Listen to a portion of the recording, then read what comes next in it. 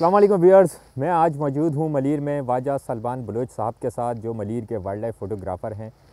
अपनी गिरा कदर ख़िदमत और अनगिनत मेहनत के बाद उन्होंने ये मुकाम हासिल किया है कि इन्होंने मलीर की वाइल्ड लाइफ के लिए जो काम किया है वो नाकाबिले बयान है। और शायद आने वाले वक्तों में, नस्लों में शायद वो ऐसा काम कोई ना कर सके, क्योंकि अगर वाइल्ड लाइफ ही नहीं होगी तो वाइल्ड लाइफ फ़ोटोग्राफ़र कहाँ से आएगा।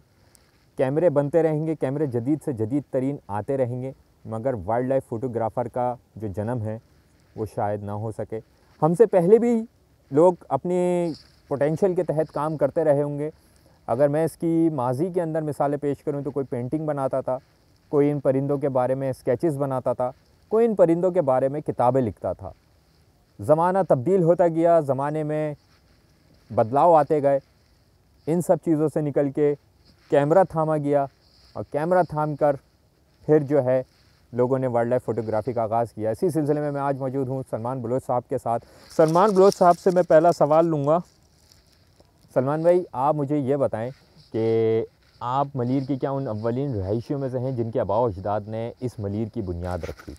बहुत बहुत शुक्रिया ज़ोएब कि आप यहाँ आए और इस मौजू पे बात कर रहे हैं। जी, मेरा ताल्लुक़ मलीर के इंडिजीनियस पॉपुलेशन से है और हमारी आबाओ अजदाद यहाँ कई सदियों से आबाद हैं। ठीक है। कितनी सदियाँ बीती होंगी जो आपके आबाओ अजदाद यहाँ पे मौजूद हैं या यहाँ सेटलमेंट बनाई? क्या वजूहात रहीं कि इस इलाके को उन्होंने अपनी सेटलमेंट के तौर पे चुना? क्यों उन्होंने सदर, डिफेंस और नाज़ाबाद जैसे इलाकों का इंतखाब नहीं किया? गो कि वहाँ पे भी आबादी है बलूचों की, उन्होंने इसी जगह का क्यों इंतखाब किया होगा? कुछ मुझे थोड़ा सा खुल के बताएं। देखिए, कराची के अगर टेरेन को आप स्टडी करें तो कराची दो हिस्सों में डिवाइडेड है। एक है कराची का एग्रीकल्चर बेल्ट और दूसरा था कराची का प्लेन लैंड। ठीक है। जहाँ पे ज़्यादातर जो अर्बनाइजेशन हुई है वो वहाँ हुई है जहाँ पे पोर्ट था।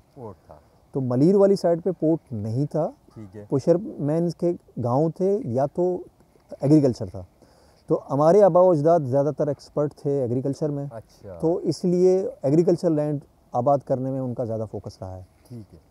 और अगर हम बात करें हमारे आबाओ अजदाद की तो 15वीं सदी 14वीं सदी की हमारे हेल्डर्स की कब्रें यहाँ मौजूद हैं। अच्छा, तो 14वीं 15वीं सदी यानी कि मुगलों के ज़माने से पहले या उनके उसी दौर में जी। उसकी उससे पहले का आर्कियोलॉजिकल रिकॉर्ड कोई नहीं है, तो मैं उससे पहले वाला कोई कह नहीं सकता। ठीक है। ये कितना क्यों चूज़ किया गया, उसकी वजह ये थी कि हमारा ट्राइब ठट्ठा से लेकर बंदर अब्बास तक, ईरान जी, जो एक करंटली ईरान में है, तो उस बेल्ट में आबाद था। तो जब भी सिचुएशन जहाँ डिस्टर्ब होती थी वो दूसरी जगह जाते थे। पहले तो कोई बॉर्डर का कोई कॉन्सेप्ट नहीं होता था। बिल्कुल। तो आपका कोई रिश्तेदार यहाँ रह रहा है, कोई वहाँ रह रहा है, तो जिसको जहाँ मुनासिब लगता था वो रहता था। तो वो ठट्ठा से लेके बंदर अब्बास के दरमियान अलग अलग पैचेस में वो रहते थे। तो कुछ यहाँ रहते थे। हमारा एक स्टेप ये भी हुआ है कि जब ब्रिटिश यहाँ आए थे तो उनके साथ क्लैशेस स्टार्ट हो गई थी हमारे ट्राइब्स की। तो बहुत सारे लोग यहाँ से अपने दूसरे रिश्तेदारों के पास चले गए थे जो अंग्रेज़ के ऑक्यूपेसी में नहीं थी, स्पेशली ईरान वाली जो करंटली ईरान है उस साइड पे। तो कुछ वक्तों में हालात जब चेंज हुए तो दोबारा आए वो। तो ये आना जाना और लगा रहा। लेकिन मतलब अगर हम आर्कियोलॉजिकल एविडेंस की बात करें तो 14वीं 15वीं सदी की यहाँ पे आप लोग आर्कियोलॉजिकल साइट्स मौजूद हैं। ठीक है। आप मुझे ये बताएं कि यहाँ पे सबसे पुराना दरख्त कौन सा है और वो किस चीज़ का है, फल का है, कैसा दरख्त है जो यहाँ पे सबसे पुराना है? अच्छा, इन रियलिटी अगर हम पुराने दरख्तों की बात करें तो सबसे पुराने जो दरख्त मुझे यहाँ नज़र आए बचपन में, वो पीपल के दरख्त थे। पीपल के वो बहुत ज़्यादा थे यहाँ पे। और इतने बड़े थे कि उनके तने को गेज करना बहुत मुमकिन था। बहुत बड़े बड़े तने थे, क्योंकि तनों से ही आपको आइडिया होता है कि कितने पुराने हैं। इसके अलावा यहाँ पे हम एक स्टोन एप्पल कहते हैं, बेलगिरी के अलावा जो एक दूसरा है, बेलगिरी की तरह का है, गोल। नहीं, जंगल जलेबी नहीं। जंगल जलेबी इतना बड़ा नहीं हो सकता, उसकी एज इतना। वो जो है जो दरख्तों के तने हैं उनसे हमें आइडिया है कि वो 400-500 साल 600 साल पुराने हैं। 6 सदियों पुराने दरख्त नाजरीन इस मलीर में मौजूद हैं। मेरी इस फुटेज में आप देख सकते हैं, ये कुछ नहीं तो आप इसको मिनिमम भी करके 4 सदियों का अरसा रख लीजिए कि ये 4 सदियों से ये दरख्त मलीर में यहाँ खड़ा हुआ है, और ये सलमान बलोच जैसे नेचर की केयर करने वाले लोगों की सोच का नतीजा है कि ये 4 सदियों बाद भी ये दरख्त यहाँ खड़ा हुआ है। और हमारी उम्मीद है कि इंशाल्लाह हमारी आने वाली नस्लें भी इस दरख्त को ज़रूर देखेंगी। अच्छा, ये जो दरख्त है ये देसी है या वलायती है? ये देसी दरख्त है, इंडिजिनस दरख्त है। ठीक है। आपने वाइल्ड लाइफ फोटोग्राफी का आगाज़ कब किया और क्या सोचकर वाइल्ड लाइफ फोटोग्राफी का आगाज़ किया? कैसे आई इस फील्ड के अंदर, कैसे आपने इतना बड़ा ये कैमरा उठाया? अच्छा, कि ये खैर सिलसिला इतना आसान नहीं है। ऐसा है कि मैं जर्नल फोटोग्राफी करता था। ठीक है। और जर्नल फोटोग्राफी में मुख्तलिफ पोर्टल्स में अपलोड करता था। ठीक है। उसमें बर्ड्स भी होते थे क्योंकि मैं नेचर लवर तो हूँ। बिल्कुल। उसमें लैंडस्केप होते थे जिसमें दरिया हो गए, पहाड़ हो गए, खेत हो गए, तो उसमें बहुत सारे माइग्रेटरी बर्ड्स हो गए, खासतौर पर कूंजें। हाँ, तो जब मैंने ये तस्वीरें अपलोड की हुई थी तो आपने मुझसे रब्ता किया था जी 2016 2014 जी 2014 के एंड में आपने मुझसे रब्ता किया और आपने कहा कि मैंने आपकी तस्वीरें उस पोर्टल पे 500px है गालबन, वहाँ आपने देखी हैं मेरी तस्वीरें, और उसमें बहुत सारे परिंदों की तस्वीरें थीं जो मुख्तलिफ रैंडम तस्वीरों के साथ लगी हुई थी। तो आपने मुझसे रब्ता किया और उस वक्त मेरे पास एक छोटा सा DSLR कैमरा होता था जिसमें मैं रैंडम तस्वीरें लेता था। मतलब फ़ोटोग्राफी और नेचर ये दोनों मेरे शौक़ का हिस्सा रही हैं। तो वहाँ से मैंने स्टार्ट किया और उसके बाद से जो मैंने अपना रिकॉर्ड चेक करना शुरू किया कि बहुत सारी तस्वीरें हमारे पास मौजूद हैं। मैंने आपसे 2014 में रब्ता किया, आपने तस्वीरें खींचना शुरू करी, फिर जी 2014 में ये हुआ कि मैंने अपने जो फ़ोटोग्राफी के रिकॉर्ड हैं उसमें से बर्ड्स निकालना शुरू किए। ठीक है। और फिर अपलोड करना शुरू किए। तो जो मेरा कैमरा था उसमें मेरे पास 55-250 का एक छोटा सा लेंस हुआ करता था। उस लेंस से मैंने तस्वीरें फोकस करना शुरू किया बर्ड्स पे। पहले मेरा फोकस रैंडम था, नेचर से रिलेटेड, लैंडस्केप से रिलेटेड था। फिर मेरा फोकस बर्ड्स की तरफ डाइवर्ट होना शुरू हुआ। और ये 2015 से लेके 2017 के दरमियान मेरे पास वही कैमरा था और मैं उसी से ही तस्वीरें ले रहा था, जिसमें वो कैमरा प्रॉपर काम नहीं करता था, तस्वीरें फोकस नहीं होती थी। और उस दौरान मैं अपने घर के लिए जो है एक गाड़ी के पैसे बचा रहा था। वो पैसे मेरे बचे हुए थे और उस दौरान 2017 में ये हुआ कि गाड़ी के रेट भी बढ़ गए थे। तो जो मेरा बजट था वो भी आउट हो गया था और कैमरा मेरे पास जो है वो बिल्कुल ख़राब हो गया था, काम नहीं कर रहा था। सही। तो उस वक्त मैंने गाड़ी के पैसे लिए और मैंने कैनन 7D Mark II जो ये कैमरा, ज़रा व्यूअर्स को दिखाएं, ये कैमरा देखें, इतना बड़ा कैमरा लिया इन्होंने गाड़ी के पैसों की बजाय। और मेरा सवाल अगला यही था कि आपने क्या किया, पापड़ बेले और फिर पापड़ बेल के कैमरा लिया इन्होंने, ख़ुद इसका खुलासा कर दिया है नाजरीन, आसान नहीं रहा। अच्छा, फिर ऐसा मौका आया कि आपने ये कैमरा ले लिया और गाड़ी के पैसे इस कैमरे से कमाए हों?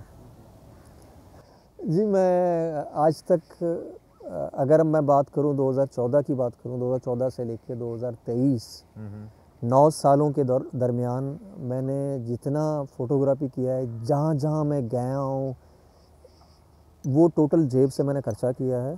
सही। और मेरी 1 रुपये की अर्निंग नहीं हुई है। 1 रुपये की अर्निंग नहीं हुई है? नहीं, ना मैंने कभी कोशिश की कि मुझे पैसे मिलें। सही। तो ये है। तो आप ये अब सच सच बताएं कि आपने इस फ़ोटोग्राफ़ी में, इस शौक़ में, वाइल्ड लाइफ फ़ोटोग्राफ़ी में कहाँ कहाँ का सफ़र किया और कितना पैसा ख़र्च किया या घर वालों की ज़ुबान में बर्बाद किया? मैं पाकिस्तान में आलमोस्ट हर जगह गया हूँ। सही। और बहुत सारे शहरों में गया हूँ, बहुत सारे जंगलात में गया हूँ, बहुत सारे वाइल्ड लाइफ नेचर जो प्रोटेक्टेड एरियाज़ हैं वहाँ गया हूँ। ठीक है। जिसमें कराची तो पूरा है, जिसमें मलीर के बहुत सारे एरियाज़ हैं जहाँ मैं गया हूँ। सबसे ज़्यादा काम मैंने मलीर में किया आपने। दूसरा मैंने विंदर, लसबेला, उत्तल, इसके अलावा गवादर, पसनी, तुर्बत, कोयटा, नोशकी में कई बार गया हूँ। अच्छा। ज़ियारत, बोलान, खुजदार, और इसके अलावा मैं गया हूँ सिंध में बात करूँ तो सिंध में कराची के अलावा ठट्ठा डिस्ट्रिक्ट मैंने अच्छा खासा किया हुआ है, सुजावल मैंने किया हुआ है, मैं बिट्ठी गया हूँ। इसके अलावा मैं भटियारी गया हूँ, इसके अलावा मैं गया हूँ लाड़काना गया हूँ, लंग लेक वगैरह ठीक है। मैंने किया है। खैरपुर भी गए थे जहाँ गाड़ी जी फंस गई थी। जी सोबेडेरो भी गया हूँ, वहाँ पे साईं तालपुर के ब्लैक पास। वैली टर्न के लिए मैं गया हूँ, वहाँ ठीक पे है। दरियाए सिंध के वैली में। सही। खैरपुर में गया हूँ, मेहरानो वगैरह भी गया हूँ। ज़बरदस्त। और इसके अलावा मैं छोटियारी डैम है सांगड़ में, सांगड़ में बहुत प्यारी जी जगह है। वहाँ भी गया हूँ। अगर सिंध के तकरीबन ये एरियाज़ मैंने किए हैं। इसके अलावा केपी में मैंने सवात, पिशावर, मर्दान ये बेल्ट किए हैं। एबटाबाद मैंने किया है, हरीपुर मैंने किया है। सही। तरबेला डैम मैंने किया है। ज़बरदस्त। तो वो सराउंडिंग मैंने किया है। अगर हम कैपिटल सिटी की बात करें तो मरगलाज में मैंने बहुत सारे किए हैं। इसके अलावा कश्मीर मैंने किया हुआ है। इसके अलावा पंजाब में लाहौर के सराउंडिंग में चांगा मांगा जंगल हो गए और इस तरह के एरियाज़ मैंने किए हैं। अच्छा ये बताएं कि मलीर की जंगली हयात में आप किस हद तक कमी देख रहे हैं? मलीर की जंगली हयात में बहुत ज़्यादा कमी आई है। उसकी वजह ये है कि अभी भी कुछ जगहों पे आपको ग्रीन बेल्ट के दरमियान प्लॉटिंग होता हुआ नज़र आ रहा है। ये सारे इलीगल प्लॉटिंग्स हैं। ठीक है।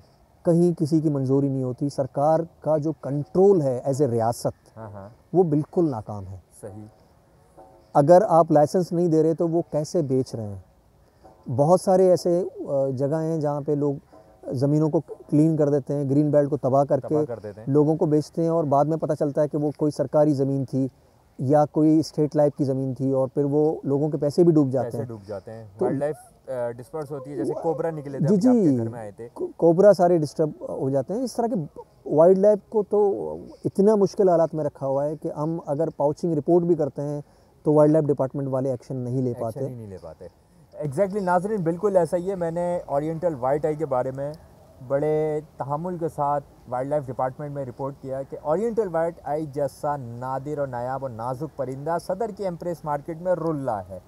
अफसोस कि उसको वहाँ से ज़ब्त नहीं किया गया और लास्ट विज़िट तक वो वहाँ पे मौजूद था।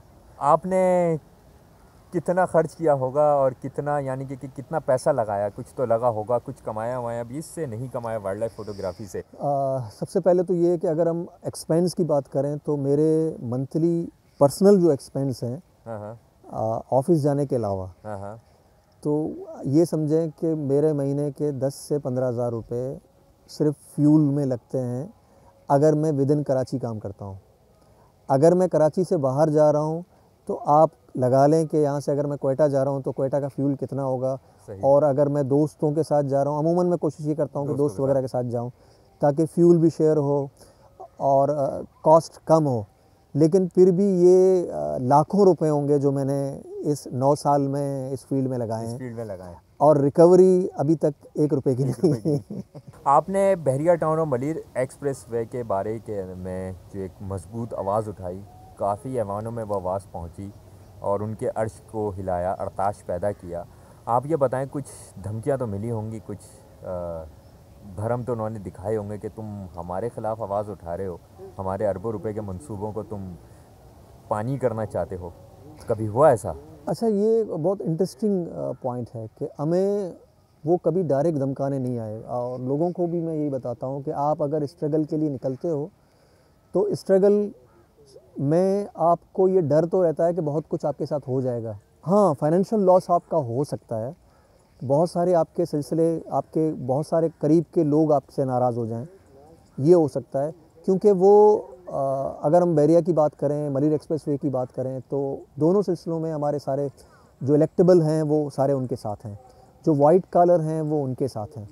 तो वो मुख्तलिफ हवालों से मैसेजेस हमारे पास आते हैं कि आप ना करो, आपकी जान को खतरा होगा, आपको नुकसान होगा, आपको क्या फ़ायदा है, और इस तरह के बहुत सारी चीज़ें हैं।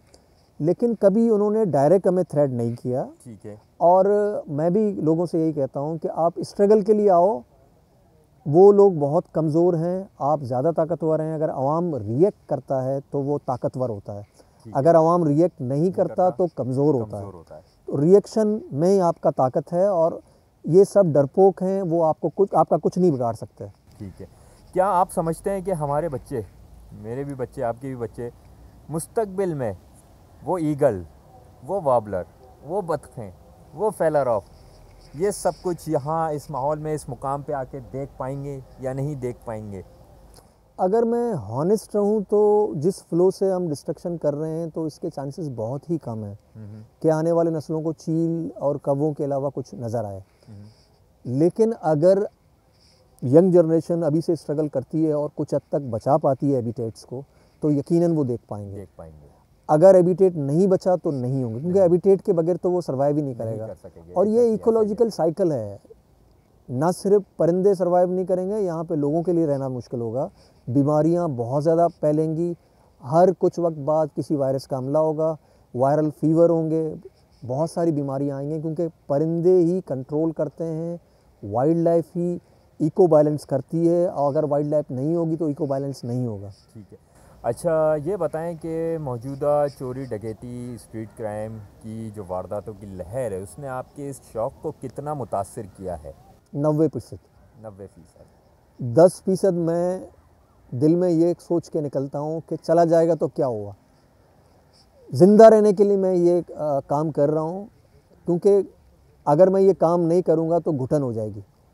मैं उस घुटन को रोकने के लिए मुकम्मल रिस्क लेके निकल रहा हूँ। कराची का कोई वाली वारिस नहीं है, हर तरफ डकैत घूम रहे हैं, हर तरफ चोर घूम रहे हैं, और बाज़ जगहों पे हमें टकरते भी हैं। हम बच बचा के, टाइम चेंज करके, गलियाँ चेंज करके, रास्ते बदल करके निकलते हैं, तो बहुत ज़्यादा रिस्क है। 90% रिस्क है। बहुत सारी जगहों पे हमें जाना होता है, हम नहीं जाते। सुबह हमें निकलना होता है तो हम नहीं जा पाते।